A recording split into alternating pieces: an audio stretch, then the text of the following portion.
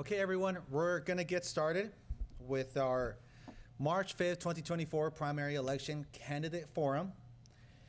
Before we get started, though, today we are fortunate because we're going to be joined by the Scouts, Troop 436, and Noah, who's going to be leading us in the Pledge of Allegiance. So I would like to welcome the Scouts.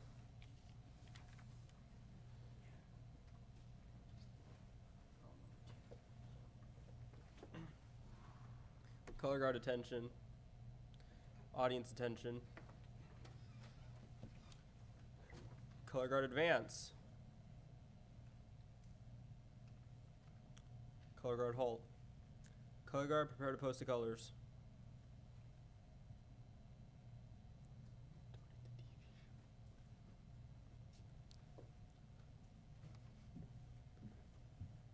Color guard post the colors. Please join me in the Pledge of Allegiance. I pledge allegiance to the flag of the United States of America and to the republic for which it stands, one nation, under God, indivisible, with liberty and justice for all. Color guard salute. 2. Color guard regroup.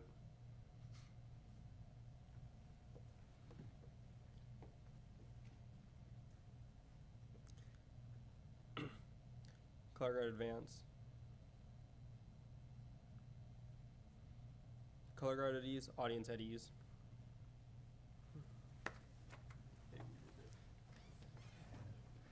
Once again, I would like to thank the Scouts, Troop 436, and Noah for leading us in the Pledge of Allegiance. Can we please give them a round of applause?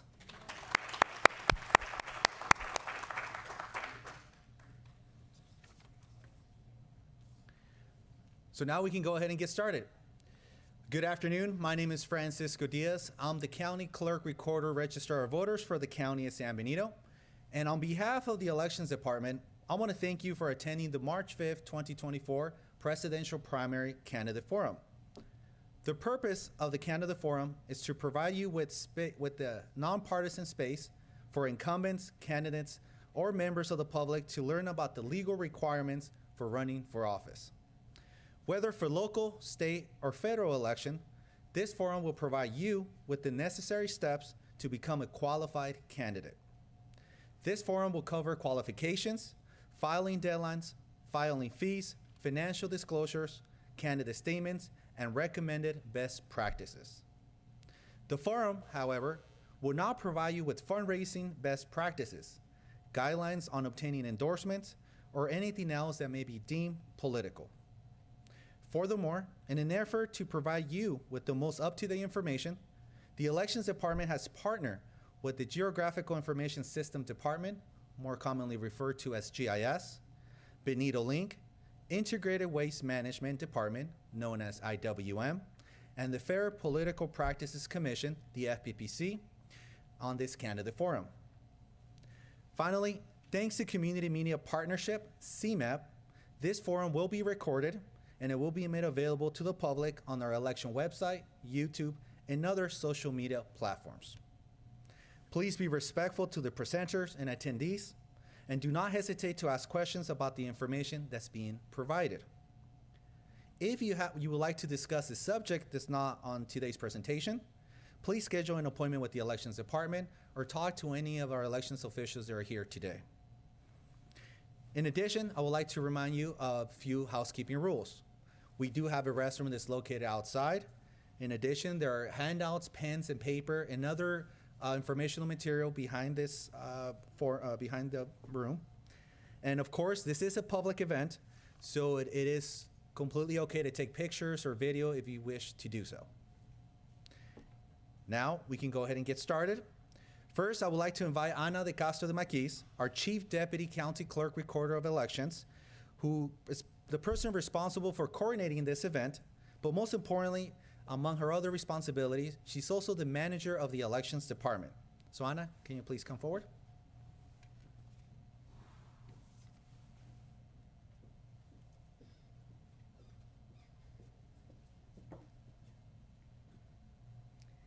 Good evening, everyone. Thank you for joining us. First and foremost, I'd like to bring up my team, Cheyenne Wiles, our staff analyst, and Michael Parsons, if you could both join me. So both of these are really our experts or are those that focus in the elections department and your main contacts when filing all of your requirements. So our office is located at 440 Fifth Street in room 205. We have an open door policy. You're always welcome to join us. Please visit us or give us a phone call at 831-636-4016 or send us an email. We have open communication with everyone and we welcome questions, comments, and concerns. All right, so was mentioned, the offices up for this election for March 5th, 2024 are the following. We have presidential and state legislative offices, county offices, and county central committee offices. These are the ones that are going to be up for the primary election on March 5th, 2024. And for this presentation, that is what we are covering. Okay, so when to file? We do have handouts. Was everyone able to pick up this handout? If not, we can have someone bring that handout to you. Okay, we have a few. We'll give it a few seconds. So the first page does tell you the contests up for this election. And if you switch to the back of this page, you have our summary filing calendar for candidates. So this is really your main resource as to when things will be due for candidates. So you can see all of the documents that are going to be due and when it applies and to what candidate it applies and the filing period it applies to. Some of these can be done at the convenience of your home without having to come to our office, but most of these you will have to come into our office and see one of us. Okay, and we will be covering the majority of these documents throughout this presentation. Okay. The very first thing on here is the online candidate pre-registration. The online candidate pre-registration is for candidates that would like to receive their nomination paperwork, except for the declaration of candidacy, via email or U.S. postal mail. We're open to sending that to you in advance so that you're able to complete it without any rush at the convenience of your home. And this paperwork will take about 20 to 30 minutes to complete. And really, it's making sure that you have plenty of time. But at the end of the day, before you declare do the declaration of candidacy, you will need to come in and see us because all documents, all paperwork by the candidate must be completed, signed, and returned with original wet signatures to our office. And this is available from beginning September 1st to December 8th. Okay, and do I have any questions so far? Okay. All right. And then now I'll hand it over to Michael Parsons. Okay.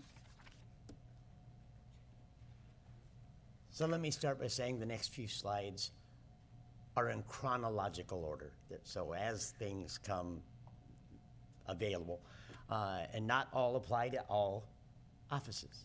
So I'll try to hit that and tell you. First thing is signatures in lieu of filing fee.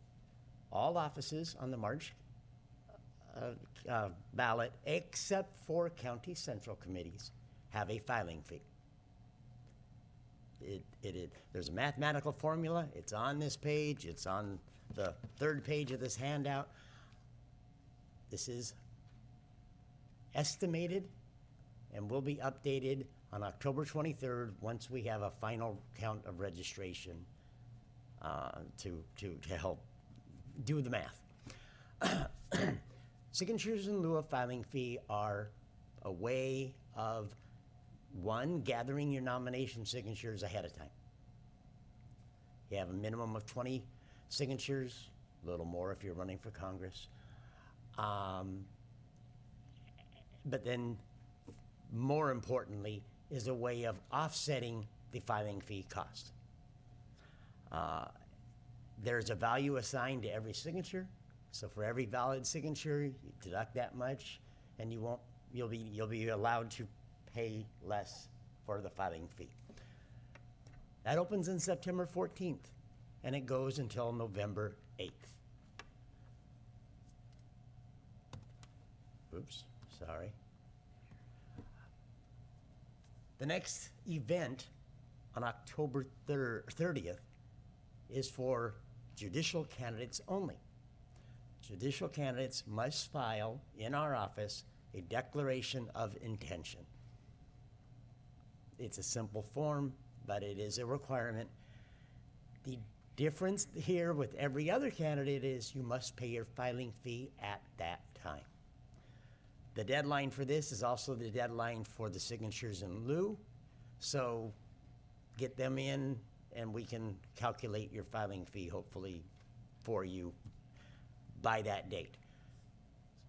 So the judicial candidates must be a little ahead of time and be done and basically make themselves known. If you're running for Central Committee, there is no filing fee, but there is nomination signature requirements. You must have between 20 and 40 valid signatures from members of your party and from the supervisorial district for which you are running. You must come to our office, you must file the declaration of candidacy. At that point, we will give you a nomination petition. At that point, you go out and get your signatures, and you have until December 8th to return and finish that process.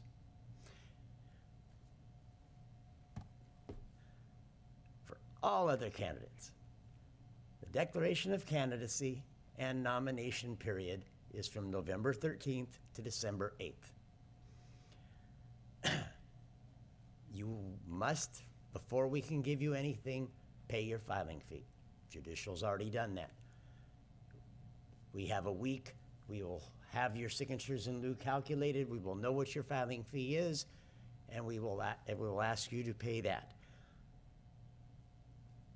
At that point, we'll give you a declaration of candidacy, a ballot designation worksheet, some other paperwork, and if you did not receive the minimum 20 to 40 signatures, a nomination, new petition for nomination. You file all the paperwork, you finish all the paperwork, you do a candidate statement if you wish to have one. Cheyenne will talk about that next.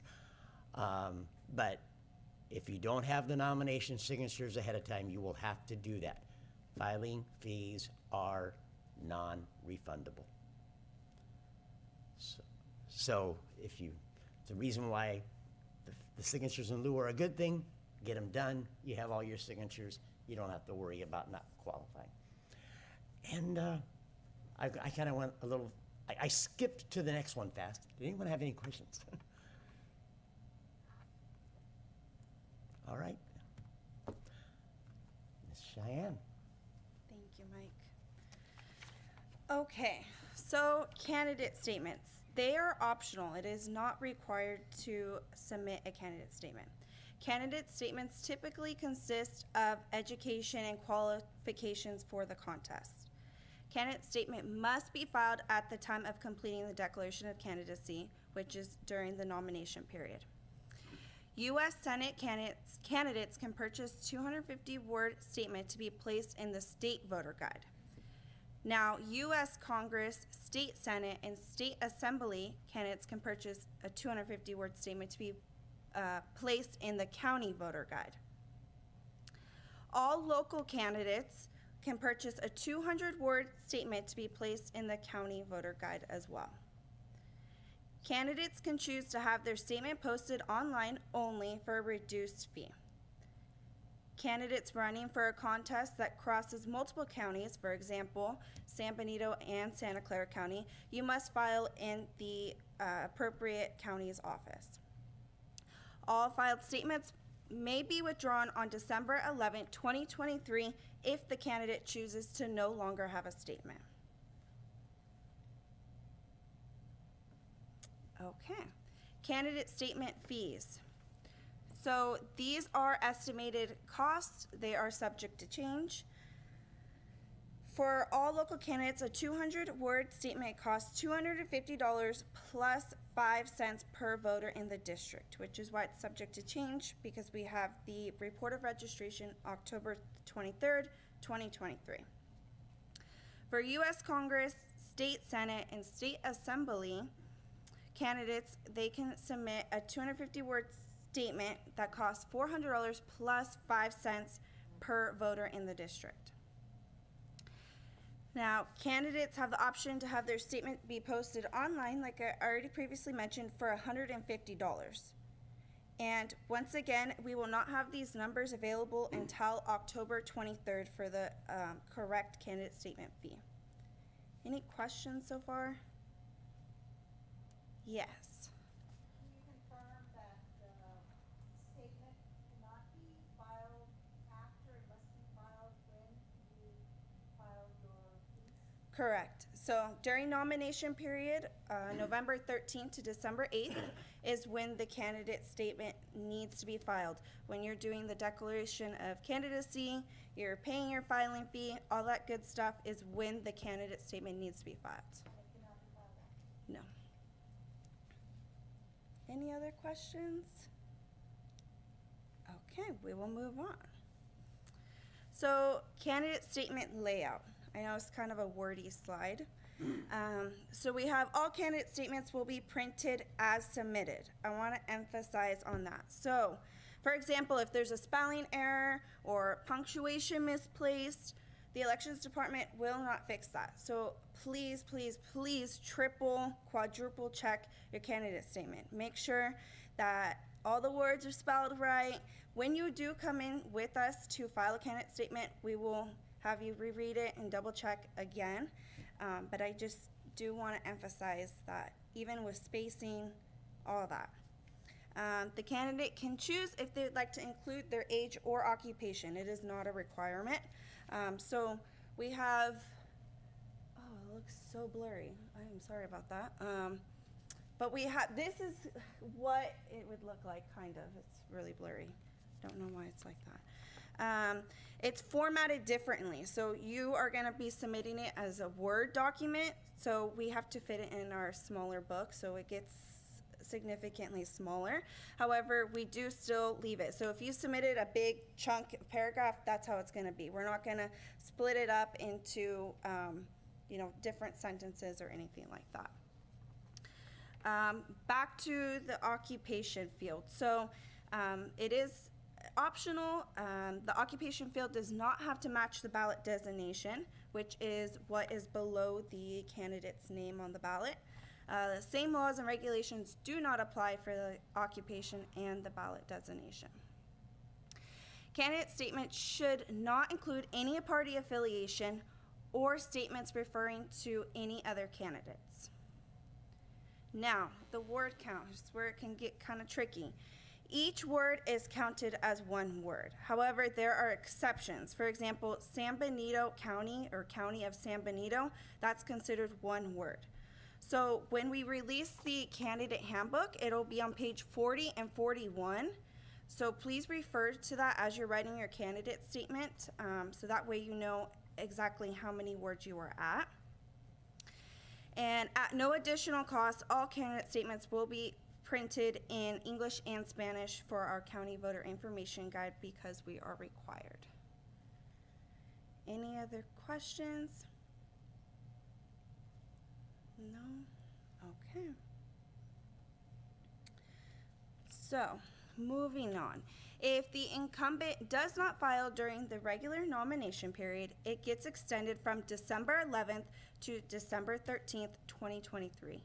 Anyone can file during this period except for the incumbent.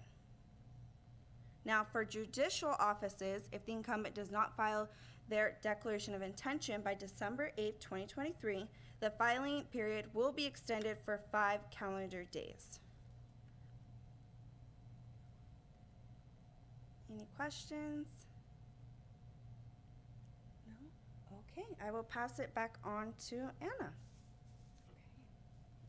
All right, so let's talk about political signs. So the very first day that political signs can be posted is December 8th, 2023. And all campaign signs must be removed 10 days after the election. And then according to Caltrans, temporary political signs must meet the following criteria. The 2 that were listed previously and a couple others.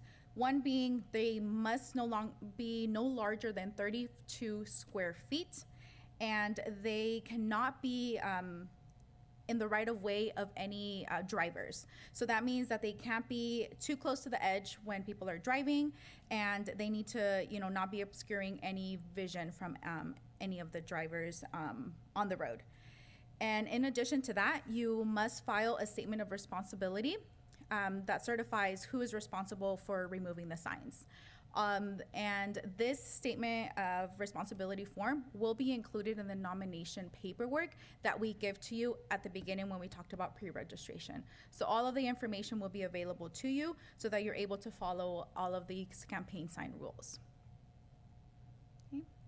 Now, part 2, we want to encourage you. We know that there is a lot of different rules and regulations that need to be followed with political signs. So we want to encourage you to go to the FPPC's campaign advertising requirements and restrictions to view their charts, because those charts are based on the different types of advertisements and who pays for them. So these charts will be really your guide as to what needs to be on the political sign. And we did have the link here available. This PowerPoint will be available at the end so that you can all click through it and see and repeat this information. Do we have any questions about political signs? Yes. Does the county have a map of what is public right of way versus private? Because that was a discussion we had at board supervision level.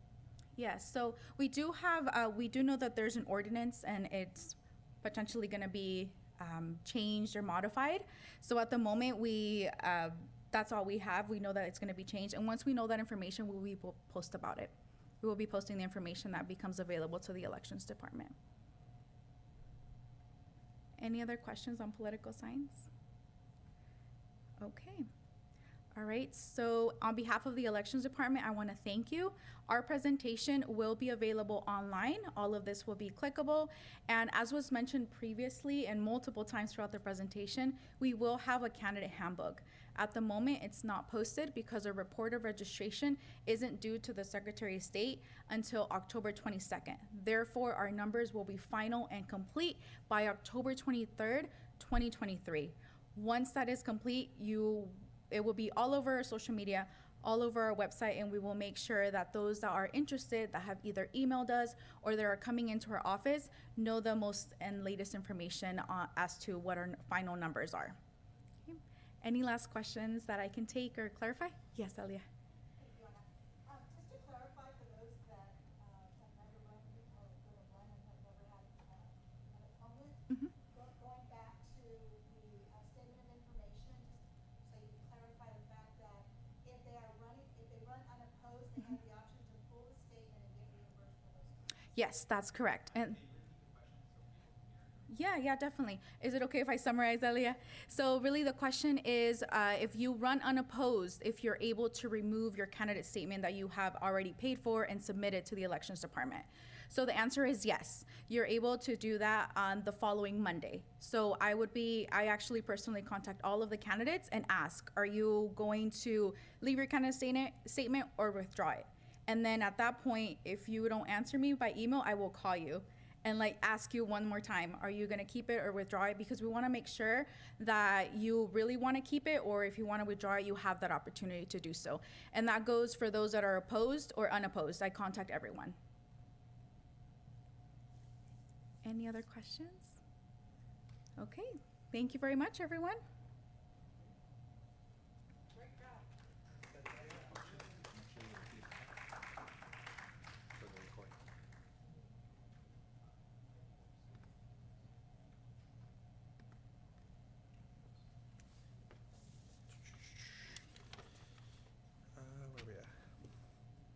So I want to thank Anna and, of course, the Elections Department for their presentation.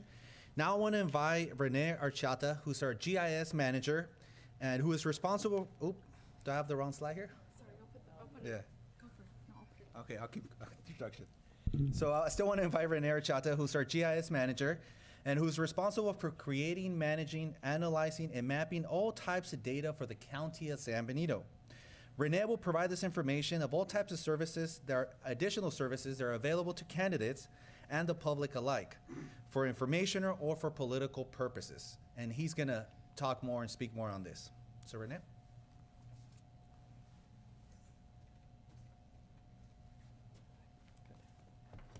Good evening, everyone. As Francisco said, I'm Rene Anchieta. I do GIS for the county. And so let's get started here. It's going to be a brief presentation. This is kind of a new format that I kind of did with this. And first question I get all the time is, what is GIS? This definition, it varies, but I kind of got this from a website. It's basically a system that creates, manages, analyzes maps and all types of data. And with this data, you can connect it to maps, and people can see patterns in the maps where things are, what things are like there, and you can drill down. Let me scroll down here. For example, here is kind of a graphic that shows different layers overlaid over each other. And this is just, anything you can think of the world, we can map. So this is parcels, zoning, topography, just everything. And basically with one click, you can click a button or click the map, and it'll bring up information of, what the population is there, what the address is there, land cover, whatever. Any kind of information that's on the earth that we have mapped can be on there. So it's a really good tool, saves a lot of time, and it's visual representation, and shows how citizens' choices can affect the future, of a city, state, or county. For example, anything like districts, boundary districts, and what streets they're on, and what stuff like that. It's another thing is redistricting. It's huge in redistricting. Whenever that comes around, usually every 10 years, it's a big thing where you have to use GIS basically to redistrict everything and get population data, demographic data, and all that fun stuff. Another thing, and we'll as I scroll down, I'll show examples of this. Encourage voter participation is another huge one. Polling place locations where they can go to, drop off ballots and stuff like that. And so here is kind of an example that I have is it's data viewed spatially. You can visualize patterns and trends and make decisions. So on the left, you have a table, which I get, fairly often, a table, say, of 1,000 different records or data points. And just looking at that table, you can't really, it'll take a while to kind of look at it and see what you have. But if you transform it into a map, then you can see patterns and make decisions and see districts and the like. So it's really useful in that sense. So I'm scrolling down here. This is a polling place locator that we had used for, I do believe it's the last elections, and it's available to the public as well. So we have all the polling places listed on there, and someone can go in and enter their address. Let's enter this one.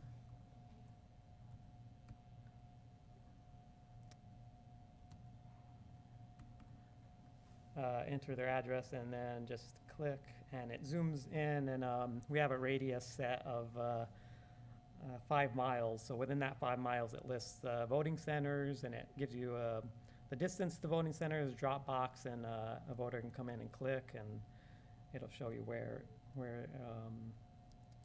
the polling places are, and they can click on here and get information on various polling places and stuff like that. For example, hours and when they're open and all that stuff. So it's kind of a neat tool for the public to use.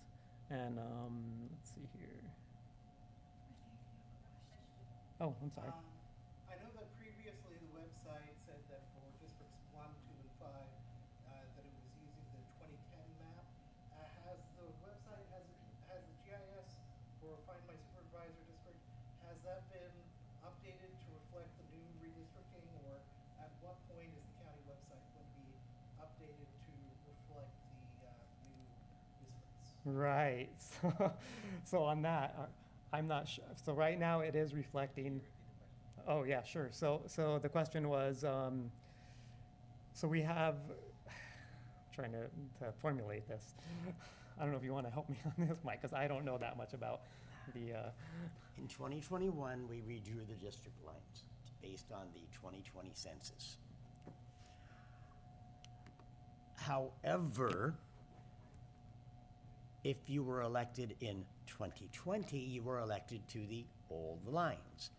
In the case of District 1, that was a filling the remainder of a term, that Dom Zanger was elected to the old lines. Now there is some debate over whether, you know, where are the lines today? If you were elected to this, where is your line today? I believe you still have both. Correct. So the map, if you were to go to find my district, does have a layer. You can say, do I want to see the 2010 or do I want to see the 2021? And so, yes, it is complicated. After this election, there will be no more complication. Everyone will be elected to the new lines. But for the time being, there is a little bit of, however, if you are running for this office, you will use the 2020, this year, you will use the 2021 lines. Thank you, Mike. Good enough? Okay. Thank you, Mike. And yeah, and also just a little clarification that that district locator now it says if say someone goes in there and it'll tell them use the 2010 boundaries if they're going to if they're looking at a specific district. It'll tell you to which boundaries to use, and that will be changed, as Mike said, after the next election. Any other questions on that?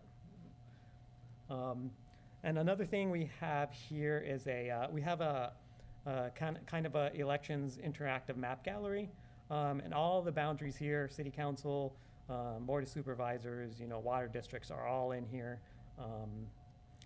Anybody can go in here and view all that. There's a lot of maps in there, and it's broken down within each district as well as just overall districts as well. So, and all these links are also on the county website on our GIS department site. Other things we have is, for example, are these.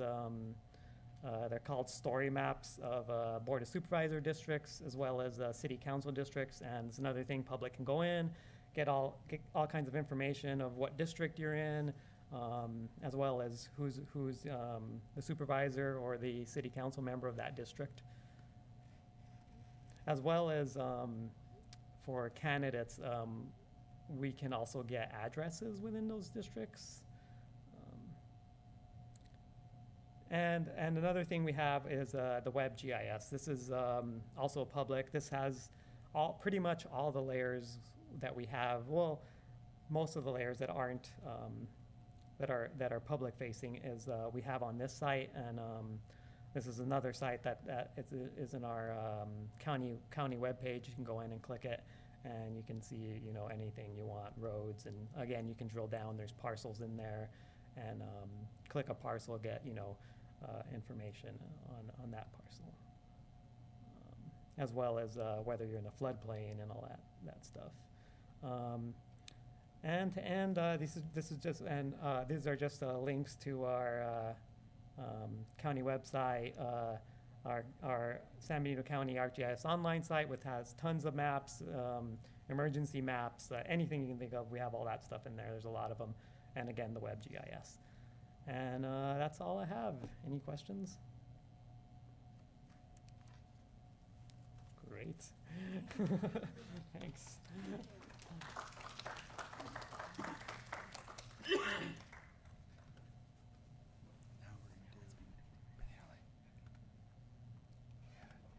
So I want to thank Renee and just remind everyone that this is a service that the county has available for the public.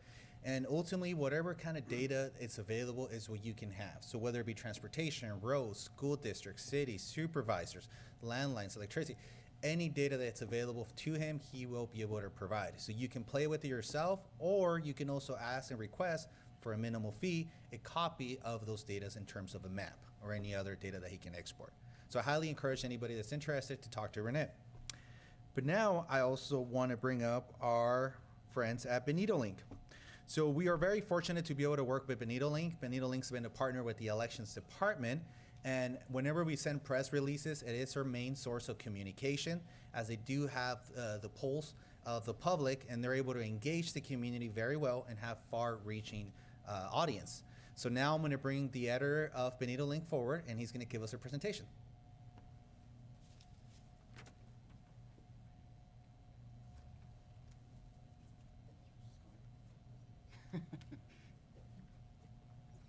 Okay. Hi, everyone. I'm the co-editor of Benito Link. I'll just give a brief summary of what Benito Link is, how it came about, and just some policies that we've put in place in regards to the elections process. Yes, Elia. Noe Magaña. So Benito Link was created out of need. So in 2012, the Community Foundation held a listening session of almost 1,000 people. And among they were trying to figure out what the community thought they needed. Some of the stuff that came up was parks, and among that was local news. So Benito Link thing was created through some grants and became nonprofit, I think, in 2015. Right now, Benito Link reaches on average about 60,000 unique readers a month. We rely on community support, grants, and sponsorships. As a nonprofit, we do not accept donations from anonymous sources, government agencies, political parties, elected officials, or candidates. And Benito Link does not endorse any candidates or measures. Benito Link's election coverage. And so the commonly do what we call a Q&A article, and where we put all the candidates into an article and we ask them the same questions. It serves sort of as an introduction to the community in case they don't know who they are. Following that, we also do a candidate forum where we invite candidates to come to a forum. The last forum we had was at the Granada Theater. It was about 200 attendees, where we had candidates for Congress, candidates for Assembly, and candidates for the County of San Benito, City Council, San Juan Bautista. In the past, we've also done candidates for the healthcare district and water districts as well. We've covered it before. In non-election years, we do a town hall. It didn't happen. Actually, we're planning one for this year. A town hall where we invite newly elected officials to sort of report back to the community. And now we go sort of to the policies we've set in place. We allow 2 submissions to Benito Link from a candidate a month. The types of submissions that have been submitted before are platforms, endorsements, or to announce a candidacy. The submissions made by others, maybe not necessarily on behalf of the candidate, but endorsing a candidate, we will count as one for the candidate. So we would suggest the candidate to really be engaged and maybe communicate well with people or groups that they know are going to support them. Unpermitted submissions, anything that's really self-advertising or promotional in nature. If we receive those, I review them. I may contact the candidate or whoever submitted it and ask questions and suggest some, if it needs only minor notes or changes, we might suggest those. Otherwise, we will not publish it. And the why is because we believe that part, in general, these community opinions columns, public letters in Benito Link are a public service, so we wanted to remain content worthy, or that is, what's the word I'm trying to think of? A positive for the community to keep the dialogue moving forward. And that's it. If you guys have any questions for me. Great, thank you. Good job.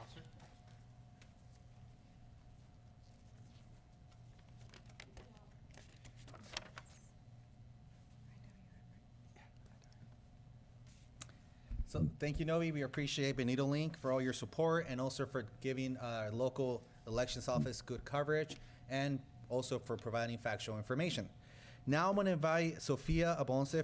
She's actually our elections associate, but she's going to be presenting on behalf of Integrated Waste Management, who unfortunately cannot be here.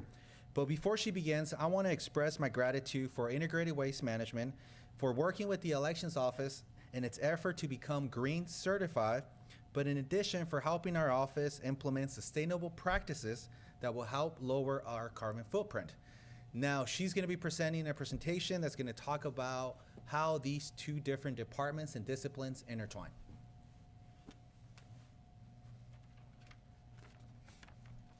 Thank you, Francisco. Good evening, everyone. My name is Sofia Bonce, and I will be presenting on behalf of San Benito County's Integrated Waste Management, also referred to as IWM, on how to hold a sustainable campaign. Why is sustainable campaigning important? There are many benefits to leading a sustainable campaign. It's a great way to lead by example, save money, and it is great with public relations. Next, I will be talking about a few tips to help your campaign be more eco-friendly and less wasteful. Consider emails and text over mailers. Emails and texts are a great way to reduce paper waste. As we all know, a lot of mail is sent out during elections, and you don't want your information to be overlooked. Emails and texts are a great way to reach your constituents while at the same time reducing your cost. If you do decide to do mailers, consider using one of their recommended sustainable printing services, which will be mentioned further in the presentation, and choose recycled content paper.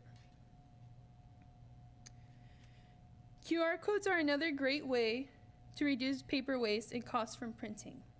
They are an effective way to share various resources to a larger audience. Integrated Waste Management will be sharing the Sustainability Toolkit soon, which you can refer to for help with developing QR codes. Avoid single-use giveaways. If possible, try and opt for more sustainable and reusable options for giveaways.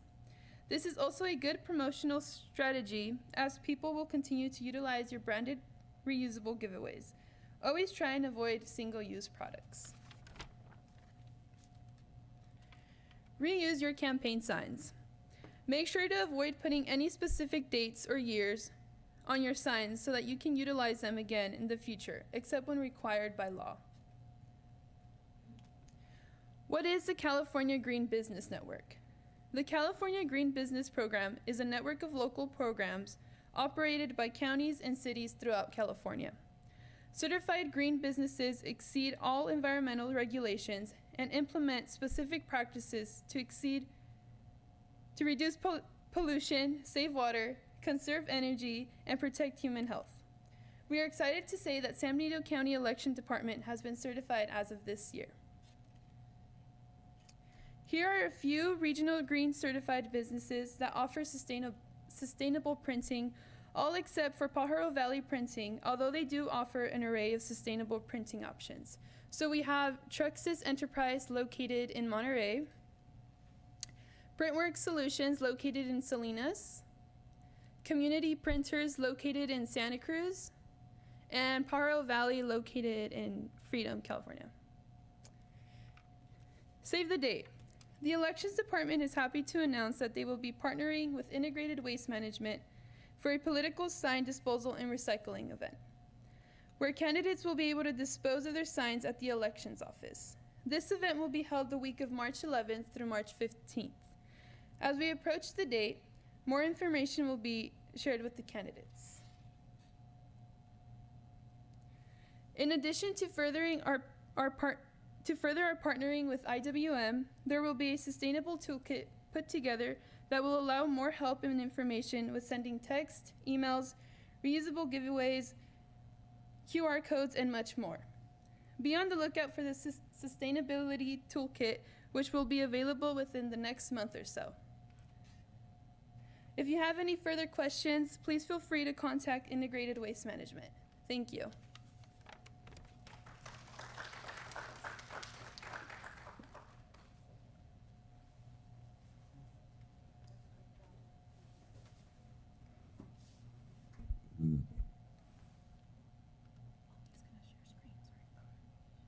So thank you, Sophia. Now I want to invite Stephen Hernandez from the Political Reform Consultant at PPC, who's a political reform consultant, and he will be providing a presentation on how to get started as a candidate or a treasurer in compliance with the Fair Political Practice Commission regulations and laws. Now, Mr. Hernandez, can you hear me? I can hear you. Can you hear me? Yes, we can. Now, I'm going to share my screen. Welcome, everyone. Thanks for having me. There's a little delay, but see if I can share my screen here.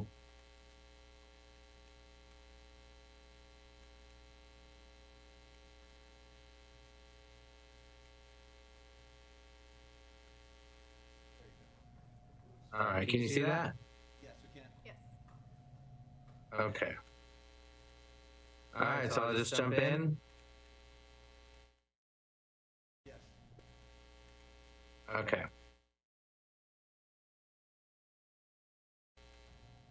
All right, so again, my name is Stephen Hernandez. I'm with the Fair Political Practices Commission. The Fair Political Practices Commission, just to start off, was created in 1974 when voters passed Proposition 9, which is known today as the Political Reform Act. And the Political Reform Act regulates conflicts of interest, campaign finance, and lobbying activity. The FPPC was created, the Fair Political Practices Commission was created to implement and enforce the act and to inform and assist candidates and public officials in complying with these laws. So what we'll cover today, I'm limited to an hour, so we'll try to keep it within there. This presentation is structured just as a getting started, so it's very minimal. We do offer other presentations that are a little bit more in depth. But today what we'll cover is candidate committee forums, committee ID numbers, record keeping, candidate and treasurer responsibilities, banking and fundraising, filing schedules, advertisements, and resources. Feel free if you have questions. I can't really see you, so if you have any questions, if someone could just jump in and let me know. Please keep any questions to the content that's been covered, as we may cover some information you're wondering about later in the presentation, and then I'll address any questions towards the end as well. But what the forms we're going to go over today is your candidate intention statement. That's the Form 501, the Statement of Economic Interest, that's the Form 700, and then the Form 410, that's your Statement of Organization. Everyone should have a copy of the presentation or have access to it, so you can always use these slides as references when going through your committee process. So the first thing you'll file as a candidate is your candidate intention statement. This is an example of the 501 here on the screen. You're going to file this 501 before receiving or spending any money. That includes your personal funds. So before you receive or spend any money on your campaign, running for office, you're going to have a 501 on file. The 501, you're going to file for each election, even if you're running for re-election, and it's filed with your local filing officer. So whoever takes in your campaign statement forms. Here's an example. So this is the form itself. It's very simple. You're just going to put the candidate information here, so your information. If you're running for state office, then you will notate something here in section 2. If you're not running for a state office, then you do not fill out anything in section 2 at all. You don't check any box. You do not check the box for I do not accept. You just leave section 2 blank if you're running for a local office. And then just make sure you sign and date the form. You'll also be required to fill out your candidate Form 700. This is the Statement of Economic Interest, again known as the Form 700. All candidates for elective office are going to file this. This is due by the Declaration of Candidacy, which will be determined by your jurisdiction. This is a public document, just like all your other campaign statements will be. So just be aware of what you're disclosing. You're not going to want to put any financial documents along with this. You're just going to fill out the form as is. We do offer workshops on how to complete this form, but for this presentation, just generally an overview. Here's the cover page. You're going to put your name here. If you're running for office, right here at the top, you're going to put your information for your office that you're seeking here. The jurisdiction, you'll need to know your jurisdictional boundaries. You're going to put that here in section 2, notate that in section 2. Number 3 is the type of statement, section 3. Again, you're doing a candidate statement. If you are elected into office, then you will have to do an assuming office statement once you've assumed office.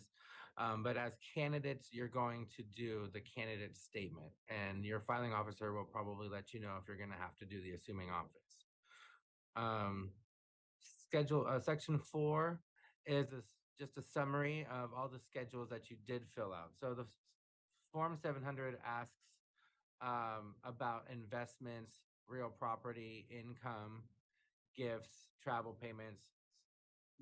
If you are running for office and you have questions about the Form 700, then outside of this presentation, I would say give us a call. Review the document, the Form 700. The instructions are listed in there on how to fill out each schedule. And again, the schedules are just investments, real property, gifts, loans, stuff like that. And then just sign and date the bottom of the form. Again, that's public record and would be due at the declaration of candidacy. Are there any questions on those two forms before I jump onto the Form 410?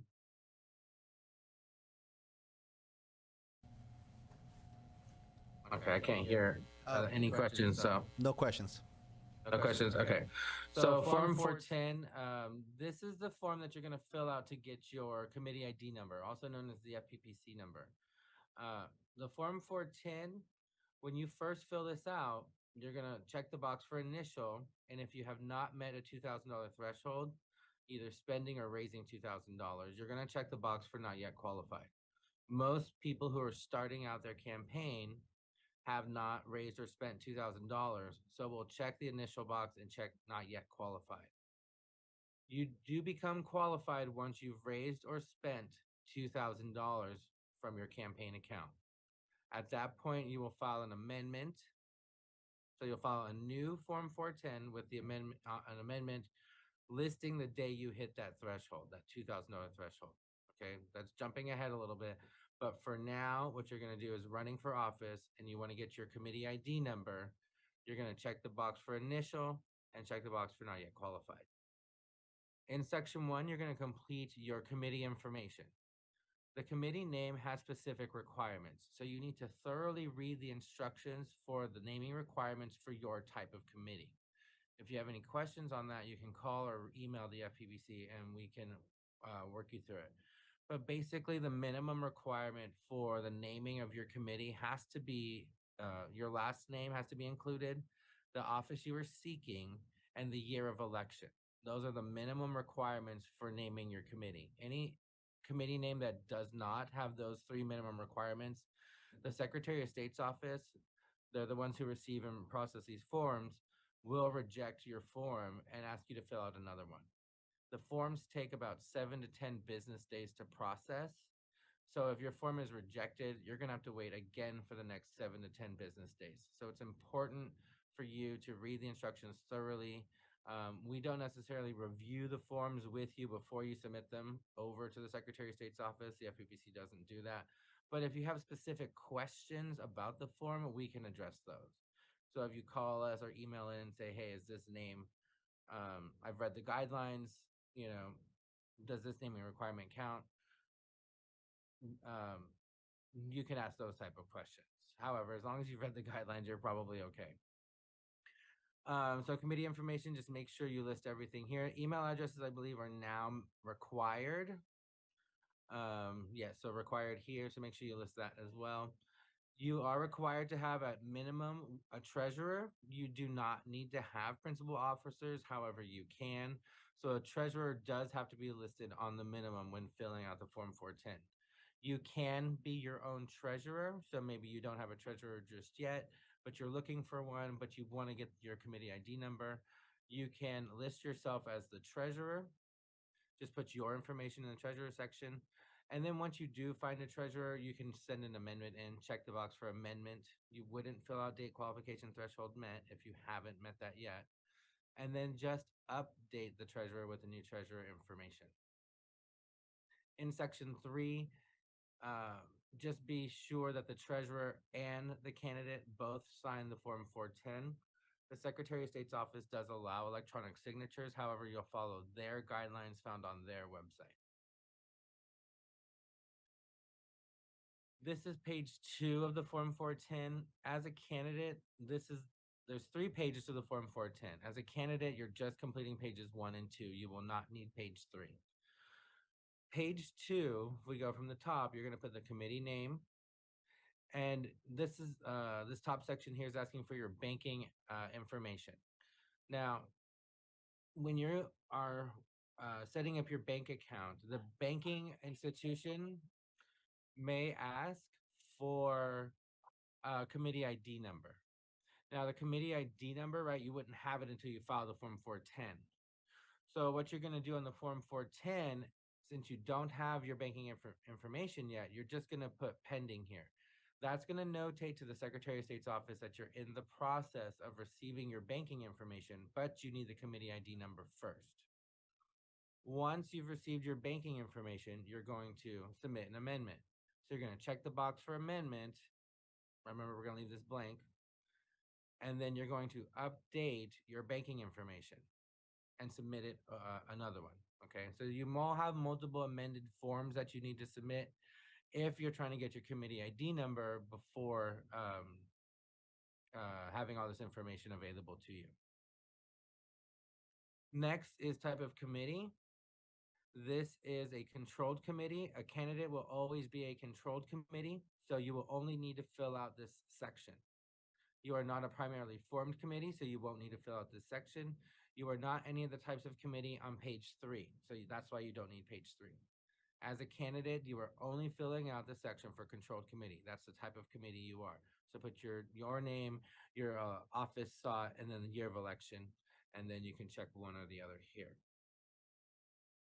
Okay, so the Form 410 is the one we get most questions on. Are there any questions on the Form 410 or filling out this form and getting a committee ID number? I'm going to go into bank accounts and some other things here in a second.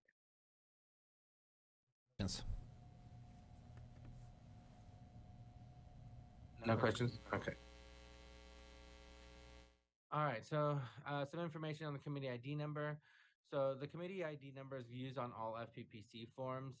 The Secretary of State's office, again, is the one who assigns these committee ID numbers once they've approved and processed a completed Form 410. Those committee ID numbers are posted on the Secretary of State's website once they've been approved. And access to the link is here. So you can click that. It'll lead you to this blue and gold page. In the top left-hand corner, you can search for your committee.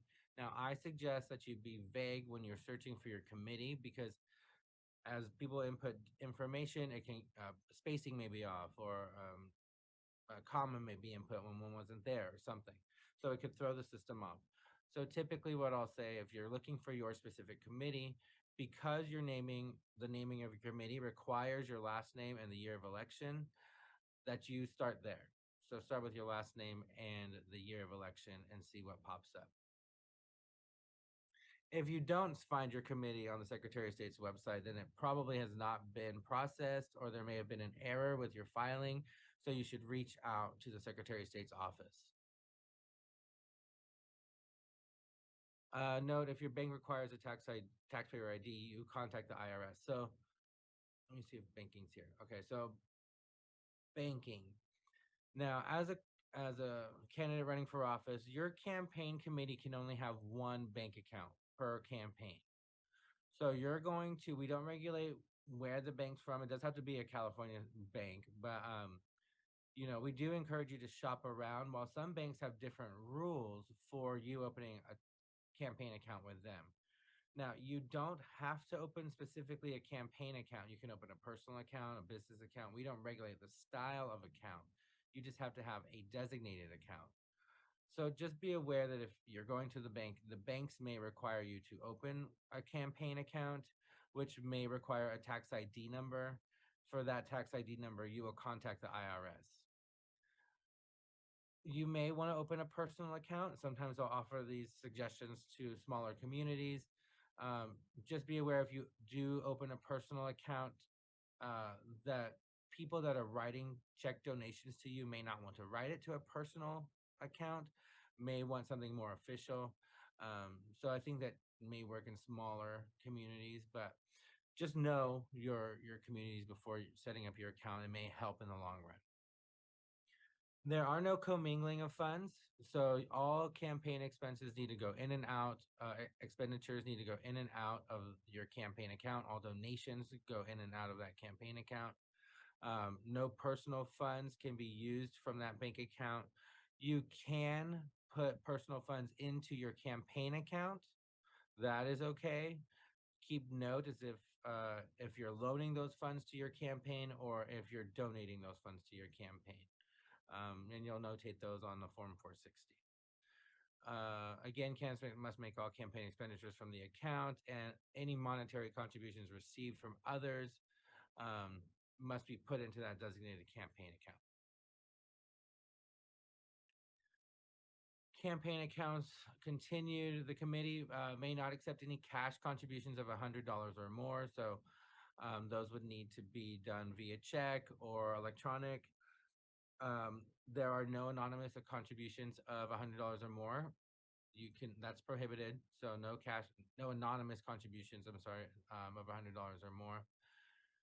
If a committee does receive a cash contribution of $100 or more from an unknown source, then that must be sent to the Secretary of State for deposit into the general fund. Similarly, contributions of $100 or more made by money order, cashier's checks, or traveler's checks are prohibited and must be sent over to Secretary of State's office. Out-of-pocket expenses. So candidates, again, may not make out-of-pocket expenses. You can't use your own funds. You can use those funds if you deposit the personal funds into your campaign bank account. That is allowed, but you cannot use your own personal debit card to make campaign expenditures and then reimburse yourself. No, that's not allowed. You have to move those personal funds into your campaign bank account first. Others can make payments can buy things for you, and you can reimburse them from the campaign account. But you, or I believe also your spouse, can't. I'll have to double check that. But you, as a candidate, cannot make any personal expenditures from your personal account for campaign reasons. Candidates may only pay filing fees, ballot statement fees, and the $50 annual committee fee out of pocket. So your filing fees are going to come up. Those you can pay out of pocket. Ballot statement fees, those you can pay out of your personal pocket, right? Because you may not have a committee set up yet.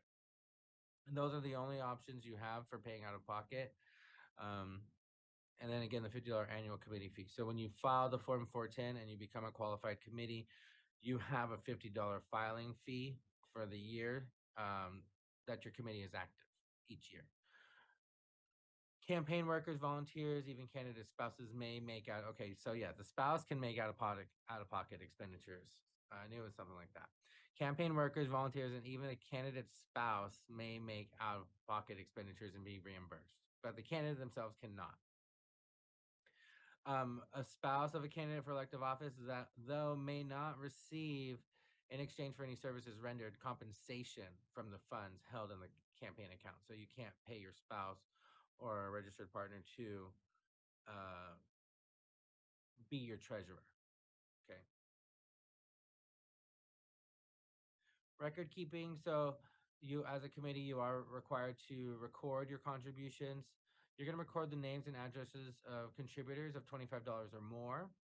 And any contributors or contributions of $100 or more, you will also need to include, in addition to the names and addresses, the occupation and employer of that individual or the individuals. And committees must keep all records, and those would include any original source documentation, such as bank statements and other records reflecting account activity, copies of completed campaign statements, and you're going to keep those for a period of 4 years from the date the campaign statement relating to the records was filed. Okay. Be aware that candidate and treasurer are going to share responsibilities. So if one gets in trouble, they both get in trouble, or if they're both not in trouble, they're both not in trouble, or if one's not in trouble, they're both not in trouble. So just be aware who your treasurer is. Before a candidate or committee may receive contributions, a treasurer must be appointed. So again, you can be your own treasurer, but before you can receive any funds, you have to have that pinpointed down. Both the candidate and treasurer must take appropriate steps to ensure compliance with reporting and record keeping rules. We do have a campaign disclosure manual on our website for local offices. That would be campaign disclosure manual 2. For state offices, that'd be campaign disclosure manual 1. So you can research the chapters on reporting and record keeping in your appropriate manual. Just be sure you stay informed. Be aware of bank deposits and proper expenditures of campaign accounts. Um, at the end of your campaign, should you terminate, you're going to have your campaign bank account balance to 0. So to prevent any hiccups at the end, just make sure you're aware of everything going in and out of your account and is properly notated. In the event of an audit or investigation, both, again, the candidate and treasurer are equally liable. And some of the most frequent things that they're liable for are non-disclosure of campaign reports or lack of records. So just make sure you know your filings are being filed.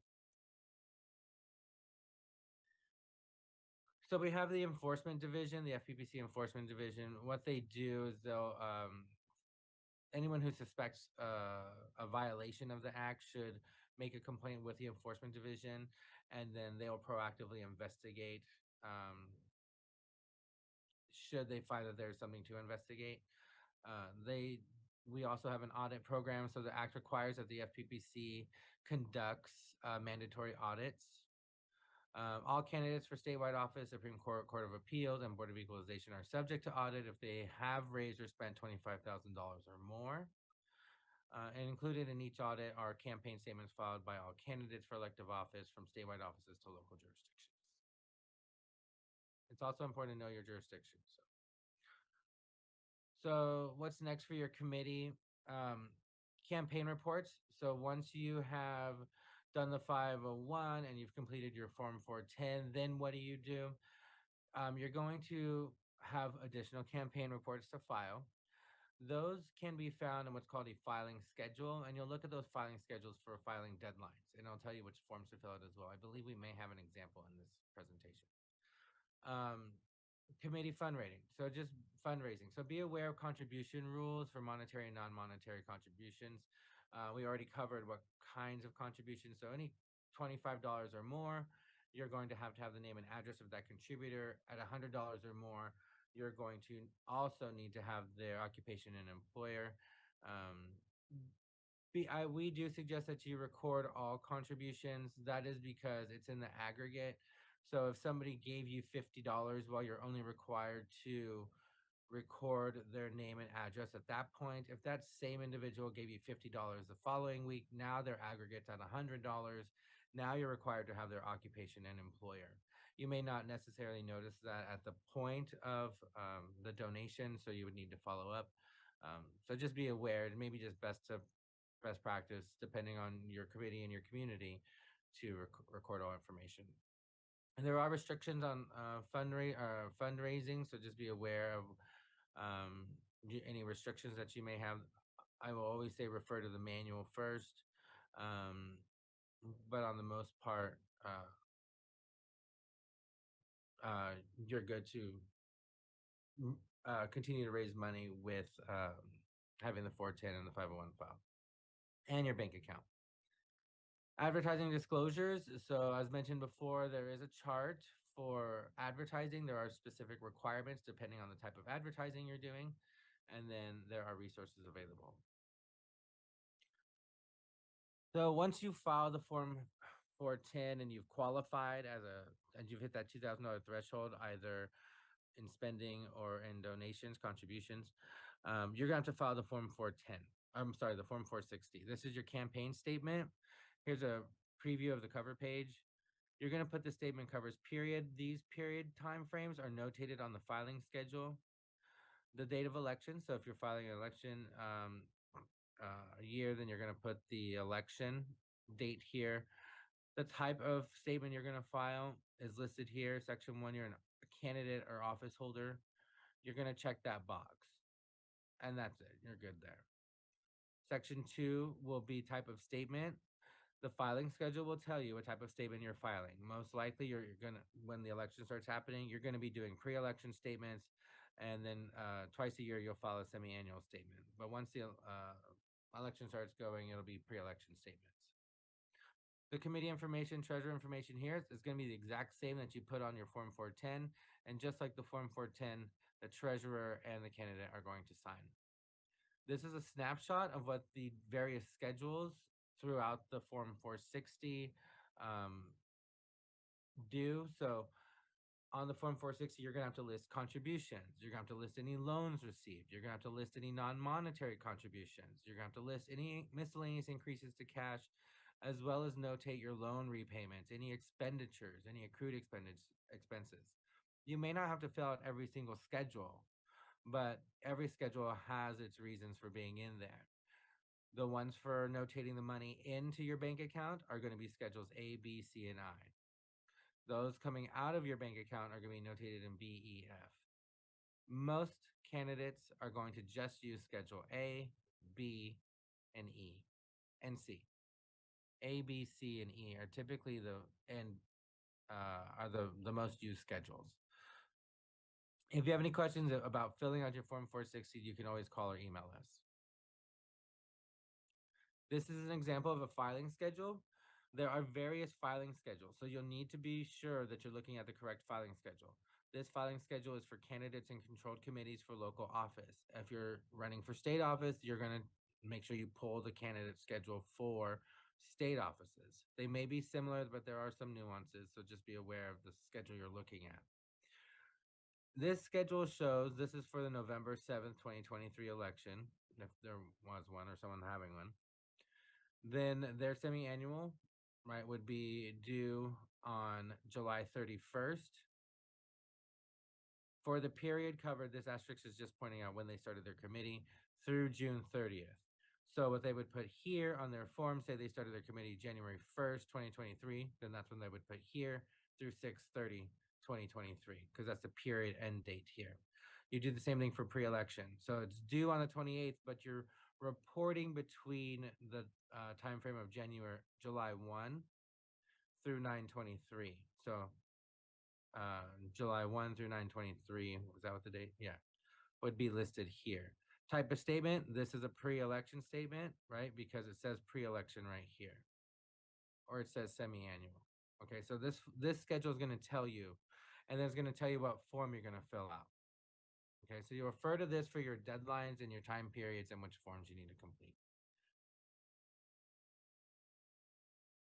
Campaign contributions. So there are monetary and non-monetary contributions. Contributions are money, such as cash, check, credit cards, or non-monetary items. So anything donated to you. If somebody donates campaign signs to you, that's a non-monetary contribution. There's a value there that has to be notated in your form 460 that you received this non-monetary item at a particular value. A contribution can also be coordinated payments by third parties, loans, or enforceable promises. A non-monetary contribution is received on the earlier of the following. So the date funds were expended by the contributor for the goods or services, and the date the candidate or committee or an agent of the committee obtained possession or control of the goods, or the date the candidate or committee received the benefit of the expenditure. So you're going to have to notate on the Form 460 when you receive this non-monetary contribution. Say somebody gave you campaign signs or somebody created a website for you. The date that of the earliest of these followings, of these three listed here, is going to be the date you're going to list for that non-monetary contribution. There are some campaign restrictions. So this is just really reiterating that there are no contributions of $25 or more without the contributor's name. It's just a way of saying get the name and the address of somebody with $25 or more. Same thing, no contributions of $100 or more in cash, money order, or traveler's checks.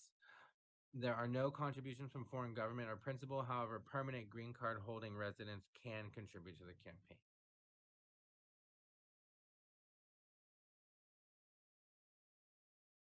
Okay, contribution rules. So receiving electronic contributions. So this is more common now. You can receive contributions via credit card, wire transfer, debit account transaction, or more commonly used now, ActBlue PayPal or Venmo or such text messages.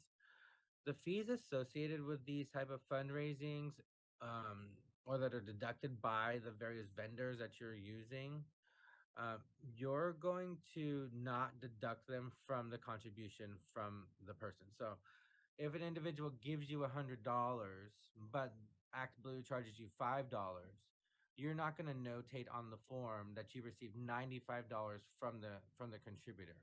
You're still going to notate that you received $100 from that contributor, and that's going to be in Schedule A of the Form 460. That's your monetary contribution. You received $100 monetary contribution from them, but you, as a committee, had to pay that $5 fee. You're going to notate that $5 fee in Schedule E for expenditures. Okay, so when you receive these contributions electronically, just make sure that you're notating the full value of the contribution from the contributor in the Form 460, and then you'll notate the fees in a separate section on the Form 460. Committee fundraising, so you can't have home and office fundraisers. There's an exception. The home and office fundraiser only becomes reportable at a $500 threshold. All items donated to the event, not just not just occupant or host contribution. So the event may only cost you $450. That doesn't make the event reportable. However, right, you're still going to notate all contributions, but somebody brings over $100 bottle of wine, now you're at $550 for the whole event. Now everything that you did, it becomes reportable outside of just contributions. If you have questions on that, just call us, email us. We can work that out with you. Fundraising example. Okay, so we have one here. Your committee holds a golf fundraiser and charges $200 per person. After the event, you determine that it costs your committee $50 per person to pay for the catering, the hall rental, all that stuff. The invitations state that half of the ticket cost will be donated to a charity and half will be contributed to your committee. So on Schedule A of the Form 460, you're going to notate the $100 contribution from each ticket purchaser, as well as their name, address, occupation, and employer, but you're not going to subtract the per person cost from each ticket sold. So those expenses, similar to the credit cards, are going to be reported on Schedule E as an expenditure. So again, that's a lot for this presentation. If you have questions about fundraising events, you can always call or email us. And you also should have the presentation for reference. So just quickly on the advertising disclosures, this is an example of the chart that was mentioned earlier. This is a snapshot of the one for communication. This is advertising disclosure chart 1. There are various disclosure charts, so you're going to want to make sure you're looking at the one for your particular committee. This is for communications by candidate committees for their own election, so make sure you're looking at chart number 1. And this will tell you this type of the communication style. So the example we're looking at here is all mass mailings. It'll give a brief description and then tell you what the manner of disclosure is. So for example, here, all mass mailings need to have a no less than 6-point type and be in a contrasting printer color. So those types of things will need to be followed if you're following these types of communication or sending out these types of communication. Misconception, I think people hear all the time, unless your local or unless your local jurisdiction has ordinance, but campaign signs are not required to have your committee ID number on them. However, it is recommended, but it is not legally required. So I like sustainability. So if you don't put your committee ID number on the campaign signs, you could reuse them. However, depending on jurisdictions, you may have to open and close multiple committees depending if your jurisdiction has local campaign contribution limits. And if that's the case, then you have to get a new committee every time you run for office. You could be burning through signs every election cycle because you could put a committee ID number on there, and you may have to get a new committee ID number every election cycle. So it may be beneficial to you to not have the committee ID number on there. If you're for sustainability, it would help. But just be aware, you do you. But just know that the committee ID numbers are not required to be on the campaign, on the yard signs, but they are recommended. You can find these advertising disclosure charts on our website. Just by going to Learn tab, Campaign Rules, and then looking for campaign advertising requirements and restrictions. And I know there's a link in the previous presentation as well. This is our website. So here's a link to our website. Here's Learn up here, and then you would go to Campaign Rules. Campaign Rules brings you to this page where we have all this information here. You can find your filing schedules under this section here, when and where to file campaign statements. If you're running for state office, you can look at contribution limits and voluntary expenditure ceilings.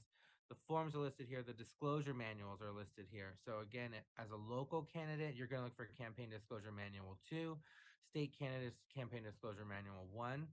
All the various advertising disclosure charts are here. As a candidate, you will be chart 1.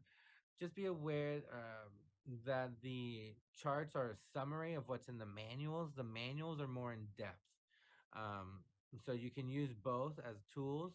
We have the candidate toolkit, which brings you, which is more information about starting out as a candidate. Any local ordinances, and then treasurers. So for treasurers that are just starting out, there are some basic rules there for you, what your responsibilities are.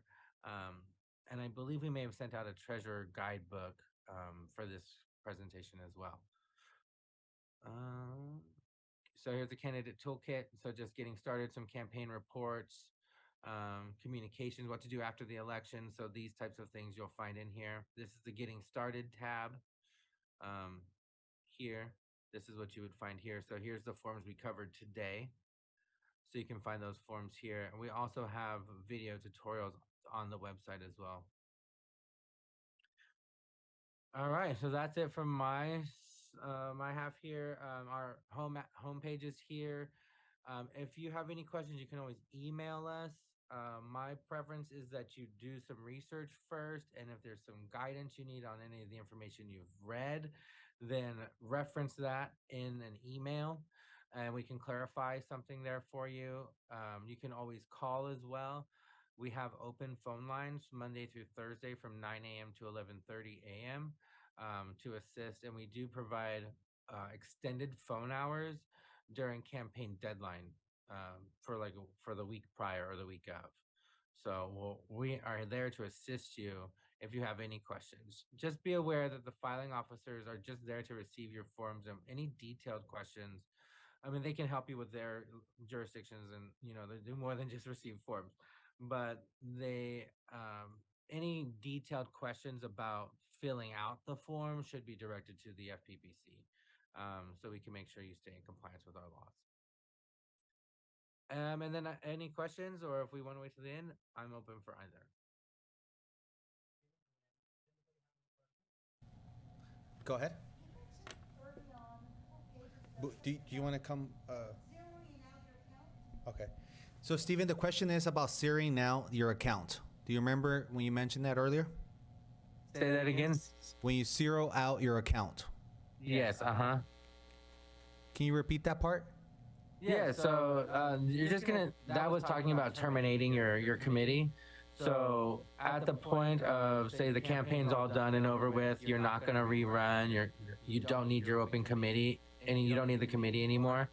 One of the requirements for terminating your committee is that you zero out your campaign bank account. So what we find sometimes is that people, after having their committee open for X amount of years, at the end say, I can't balance my form. I can't get my stuff to balance. Well, we don't review the forms for you. You're going to have to go in and find the error. So best practice is just to make sure that you're staying consistent and up to date with your campaign bank accounts ins and outs. But when I was mentioning zeroing out, it was just when you're terminating your committee. By zeroing out, meaning there has to be no balance left, correct? Correct. Yes. No money left in the account. So zero balance in your campaign bank account. Do we have any other questions from the audience? All right, Stephen, it looks like we do not have any more questions. So thank you for providing this presentation. Yeah. I'll stay until we're all done. So I want to thank you, Stephen, from Hernandez from the Political FPPC, for joining us today. I know that was a lot of information, and I'm sure anybody that's thinking of running for office or who has run for office knows that the process of filing and maintaining your committee is quite extensive, and sometimes it can be a little bit complicated. We do have people in our elections office that are able and willing to help you. We have gone through this process a couple times, so we can provide some guidance. However, the experts are the FPPC, and for any further questions, we do recommend you reach out to them. But at this time, if nobody does anybody else have a question about any of the subjects that we talked here today? If the answer is no, we're going to go ahead and close today's candidate forum.